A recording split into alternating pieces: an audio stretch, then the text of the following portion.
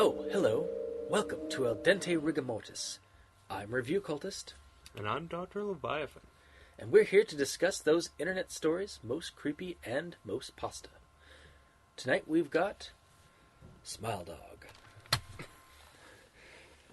So, before we begin, as always, CreepyPasta, for those of you guys that are just listening to this one. It's their internet stories, very similar to campfire stories, though creepier, and just scary stories in general, just short, scary stories. They, the name comes from copy and paste, because a lot of these stories are copy and pasted across the internet, and then the creepy ones got dumbed down to CreepyPasta.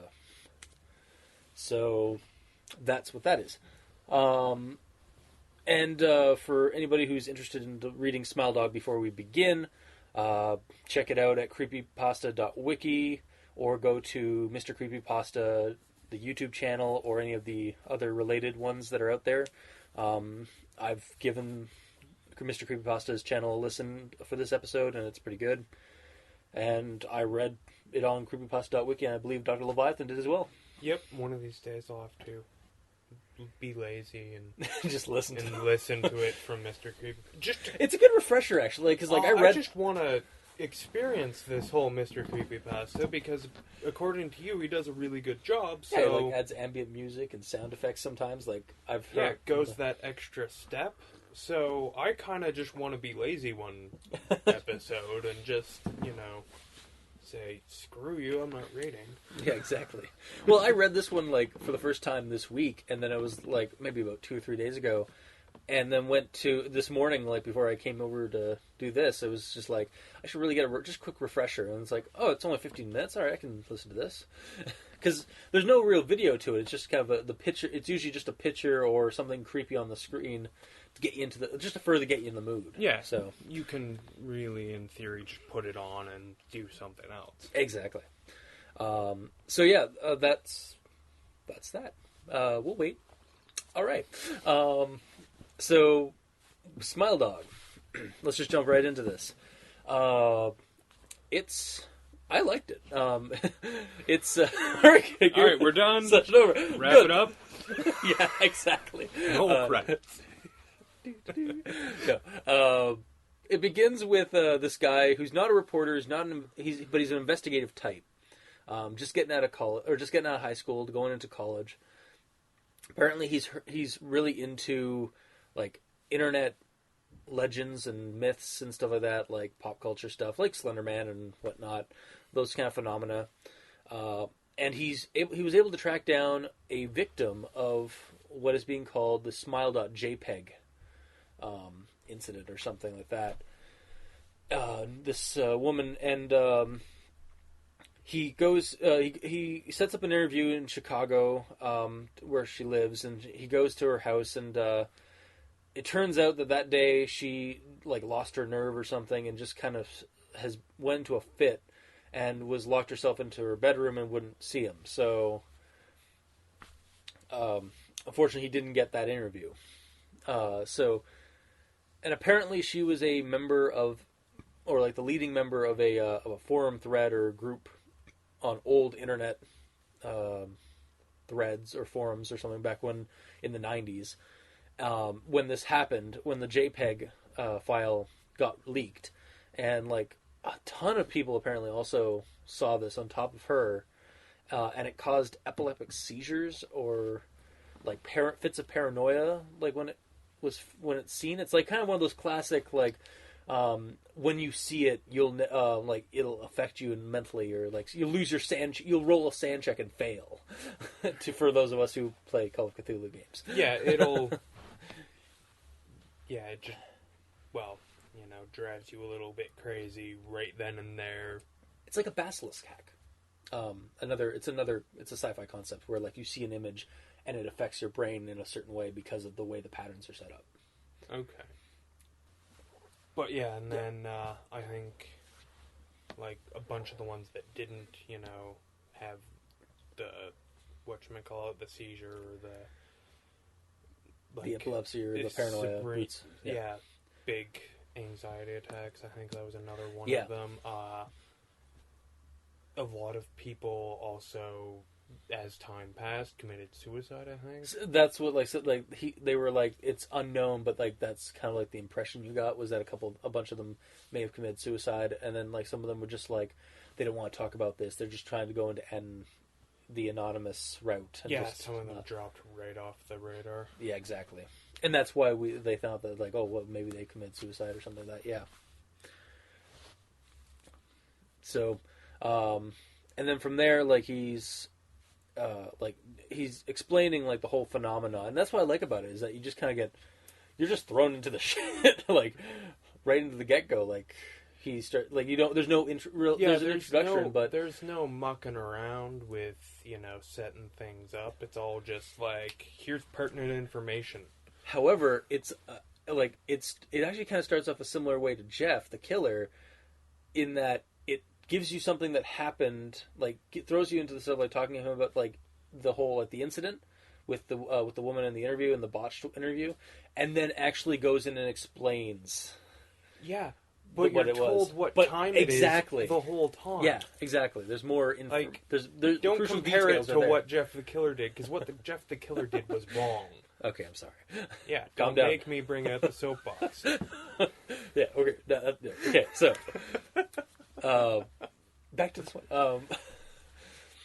But yeah, it flows really well. Like goes from like we get that incident, we're thrown into this like, okay, well, what's this going on? And then he explains the phenomenon, the whole incident and stuff like that. And then apparently like a year later, when some stuff had cooled down, he got an email from her about about like apologizing for her bout of insanity behavior and yada yada yada. Yeah, and then like explaining like why like if like that she was going to give him the photo, but didn't have like the had the moral standing not to burden another soul on with this. And that was basically the whole reason for her abnormal behavior, because every night when she went to sleep, she would dream about this Smile.Dog saying, like, hey, I'll stop coming and creeping you out and whatnot. All you have to do is spread the word, I believe is the exact language that the dog uses. And so she's like, yeah, the reason for her erratic behavior throughout all of this time since the initial event was, because no, I refuse to, and then every night the dog. Yeah, the creepy dog and the red hand, or just that whole scene. Like we'll get into it a little bit later about the photo itself, and that's really what this. And so and then you find out after she sends him that email about like her staying strong and whatnot, and him telling him to get away from this, like drop it and whatnot. He finds out that she committed suicide from her husband, who drops him a line, and says that like he followed her instructions. Like after she committed suicide, he was going through her stuff, trying to like get rid of delete emails and whatnot, get rid of accounts, and then he saw the email. And grief stricken took her advice on that and found the floppy disk. Because she had that floppy disk with the JPEG on it for 15 years and kept on it and like stayed vigilant essentially. And she never got rid of it, but she never did anything with it either. It was her burden to bear kind of thing. And then her husband took the floppy disk and burned it, and it really creeped him out because when he was burning it, it caused like a hissing that sounded like an animal dying in a fire. And so that was kind of it. And then like he went and double corroborated like that, yes, she had actually died. This wasn't just some kind of prank. It was actually happened. And then like not even a couple of like, it's not actually specified, but like a little short while later, he gets another email This is actually a really short creepypasta, thinking about it. It's definitely shorter than our other ones that we've done. Yeah. But yeah, like a short time after getting that email and that information, he gets another one from some person that found his email account or his email address and has the Smile.jpg photo on it. He's just like, hey, I checked it out. It wasn't all that bad. It's like, here you go, just spreading the word. Smile face. And that last bit of it just creeped him the hell out. And so the last bit of the story is just him kind of debating like whether or not he would have been so vigilant as the woman. I cannot remember her name right now. Mary E. Yeah, Mary E. Yes.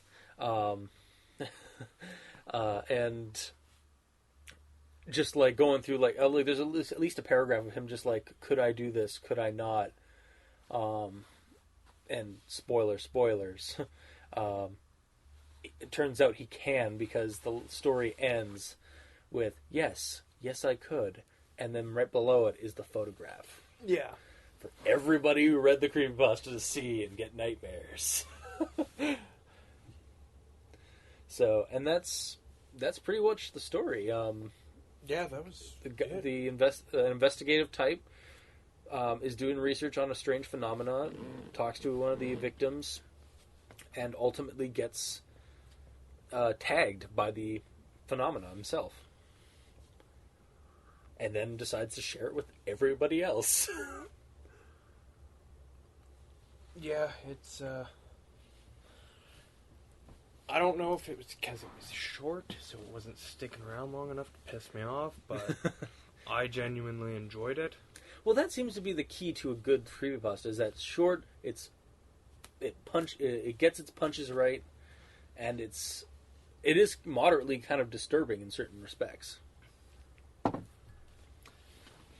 Yeah, well, I mean, I don't know, it wasn't really disturbing. I actually, because when I read it, I saw that there was, because I was scrolling down, and I saw that there was an image, so I was like, okay, I'll read to the image, and then I'll scroll down. I figured I still had, more story left. So I get down to it, I read his, well, I guess I'm not as strong as she was, ha ha ha. Scroll down, I see the image, and I'm like, okay, good ending.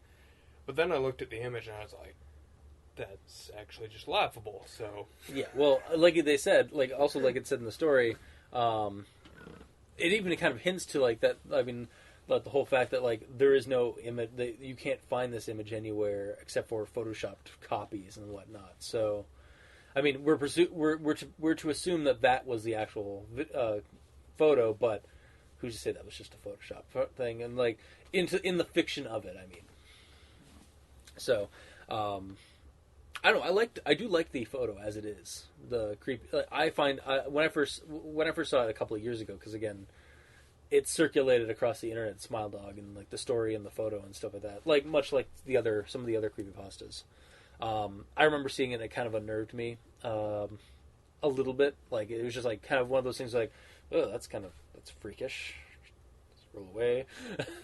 Although I didn't realize that, like, if you actually look at it more hard, like, there's the dog, there's the red hand that's kind of like in the corner there, and then there's also like the window in the background. Did you see that? Is that what you got out of that thing that's in the background, or? I honestly didn't look at it hard enough. Well, I can't picture it in my head that easily. Yeah, I genuinely don't care what that is. All right. That it's the background. It could be me just overanalyzing the photo. I mean, you see a picture, you see a window. I just don't even care. It's background, right? Yeah. Fair enough. It's like all the words that the writer of this one didn't use.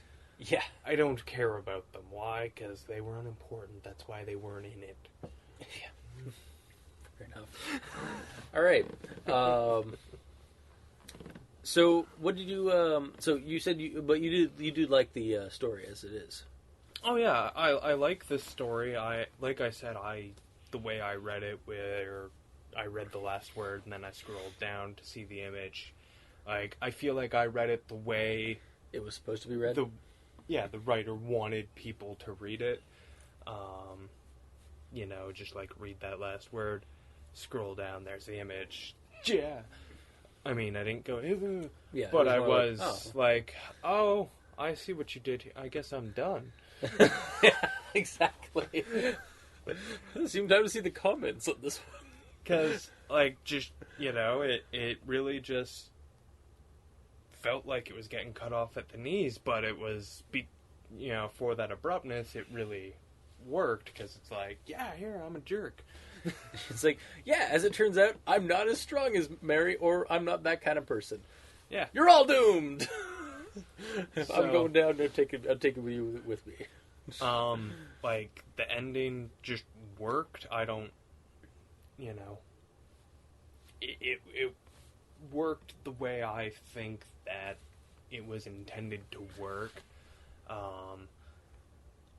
I might not have been terrified by the image, but I was surprised that the story was ending where it was. Yeah. You know what I mean? So that was really good. Again, the rest of it was just in general, it was well written. Yeah, that's another thing I wanted to ask you. There was no problems with the language. It was, like I said, it didn't really seem to waste my time like some of the other ones have.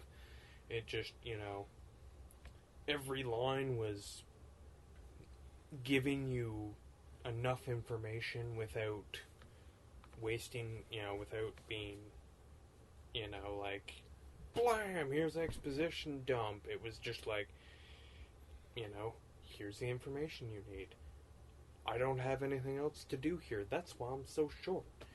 It was, like I said, it didn't stick around long enough for me to start getting like. You could say it actually felt what's like wrong with you? It actually felt like what it was trying to be, which was an investigational report. Yeah. Very all the information that was needed, just laid out. Yeah, it's just like here you go. There's what happened then.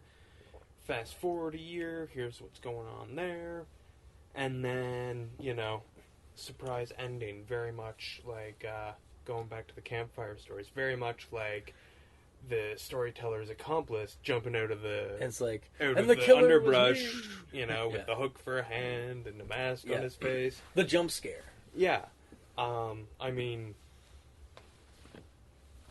again, that really just, I can't get over how well crafted it all was.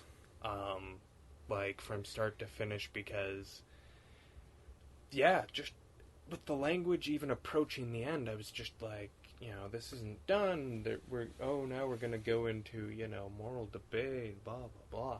And then, Smile.Dog. Yep. Smile for the camera. No. So, yeah. Now, what do you think about the, from previous episodes, based on previous episodes, what do you think about the two perspective, or the two writing style thing for the email that he got? More from Mary E than the other one, but do you think it was the same person? Did it break your did you get the feeling that it was from the same person, or did you write it well enough, or they write it well enough? It was fair enough. I mean, it wasn't. Let's put it this way: I didn't even notice, so it wasn't, obviously the same, pen that writ, even though it was all typed. Yeah. It didn't all come from the same hand, so obviously that I was like, well, fuck you. But it's not like, there was a total change in everything. Yeah. I was reading the story, I read the email, I continued on with the story. There was no... It didn't break my flow. Awesome. Yeah. So, was it noticeably different? I didn't even notice it. But I think that in a story as short as this, and that's trying to get to that, that little jump scare at the end as quickly as possible, really. Mm-hmm. I feel like not noticing was a good thing. Yeah, because I wasn't thinking about it. I was worried about what I was reading, not what I had read. Yeah. Again, I think because my time wasn't getting wasted with reading unimportant information. Yeah. So filler. Yeah, my brain wasn't wandering. I was just reading, and I was just, again, it was well written and just good. Mm-hmm. This is probably my favorite one to date, just because of how well it worked and how well it was written. From what I've heard, there are other stories of Smile.Dog. It's not the only one. This isn't the only one. This is kind of like, this is, I guess, the first one, although in quotes, because that could just be, it's the first type, or what have you. I've heard there's one out there of Smile.Dog where apparently the story's about like the image changing, becoming more demonic the longer you look at it, kind of thing. From what I've heard, we might go into that another episode. Down the road, but this one was definitely I found it very, like we both found it very effective, as a nice short, creepy story. Yeah, I mean, this was a nice little distraction that if it came at you in the middle of the kind of thing that you want when you're just randomly browsing the internet, checking out the internet to see what's new or what you haven't seen yet. Yeah, because this is not new. Yeah, no. But I mean, I was like, it's a perfect thing. Just like when you're checking out, when you're just online, like if you're just looking for like something, just a quick thing, like some quick little bit of entertainment, boom. Yeah, it's done within like less than 15 minutes. Yeah, it was a nice quick read, and again, just well done. Mm-hmm. So, because it was well done, I was able to enjoy it, and yeah, if anyone's been enjoying my tirades, I'm really sorry, because I just don't have any this time. Anyone who's been annoyed by them, it's like, finally! This is Smile.Dog's gift to you. Just spreading the word. Oh, God. What was the thing I was going to say? Shoot, I've lost it. No, it's gone. It'll come back at some point. And that's it. It's it's nothing. It isn't really anything new. Like this whole person just getting it follows a very similar thing to those chainmail emails that you get, or chain emails. Sorry, the one where it's like, I'm going to kill you in your sleep if you. Yeah, I've never gotten any of those. Really? So, yeah. I actually got one a couple months ago. It was the stupid I'm Tina. I'm going to kill you unless you send this to 7 other people. And then it went into a diatribe about 3 other people that didn't do it, and they end up dead and stuff like that. And the little Tina is supposed to show up at midnight that night if I don't send it immediately. And I just oh no, and I'm not going to do that, and I'm just going to go see what happens. And I was disappointed. Disappointed, yet not dismembered. Yes, exactly. But yeah, I just kind of got that kind of vibe off of the story as well, where it was just it had that's basically what Smile.Dog is, right? Yeah, exactly. Smile.Dog is a chain letter. Yeah. He's gonna keep bugging you until you spread the word. Yep. Wow, that's actually, I think this is gonna be our shortest episode because there's not a whole lot else to say other than did you actually read through the comments below it? Not this time around. I think I was actually just too stunned by the fact that I was at the end. I was just kind of I don't hate this, and I'm done. All right. Yeah. Good to go. All right. I'm good for this episode. I actually did look at it yesterday and today, and it was just I was like, oh my god, I read this story and got to the photo, and last night I had a nightmare about the Smile.Dog, blah blah blah, and it's like, oh man, I wonder if it's I don't know if it's fake or not. Oh, or it was kind of like the fake. Yeah. Or just some people like the people on the comments primarily discuss about like them having like nightmares or having dreams with Smile.Dog in it after reading this creepypasta, and it was really cool, and like, oh my god, is it real or not, and stuff. It's just fun to look at. And then a bunch of people just decide to spam the photo. It's like, just spread the word, just spread the word. Yeah, it was. Oh, well done. What? That's what I was going to say. Are you surprised that it's in the top 10? It's in most top 10 lists of creepypasta. No, because it's well done. I mean, this. I have no idea who wrote this, but whoever it was knew what they were doing, or at the very least, edited. Had revised. This was not a first draft, and if it Yeah. was, that's very impressive. It just feels like something that, Polished. like, I know what I'm gonna do. This is what I want. This is what I'm going to do, and then they did it, and they didn't, try and bog it down with anything extra or anything stupid or useless or masturbatory. Yeah. They were just, there we go. And yeah, it was, again, it deserves any place it's got in a top 10 list because it's good enough. Yeah. It is definitely a gem. Yeah, this one doesn't get by on the merits of something else or like It uses like Jeff the Killer, it doesn't get by on the merits of an image that accompanies it because the image follows this one, not and the image is rather blah. The story is what works. Mm-hmm. And that was also the key is like the image may not be effective, but the story incorporates that aspect of it. It's like it's not going to be the same. It may not be the same for every person. Or like it's hard regardless, it's not. The story isn't about the image. I mean, the story is literally about the image, but this story wasn't written for the image. It was the story was written for the story. I feel like the image was crafted for the story. I wonder if that's the case or not, though. Regardless, that's the way it feels to me. Yeah. Whereas Jeff the Killer, that whole thing was written to fit the image, and that just took me out of the story. And so many other things that were just trying, like some of the other stories we read that were just trying to do something so specific or have something happen that they just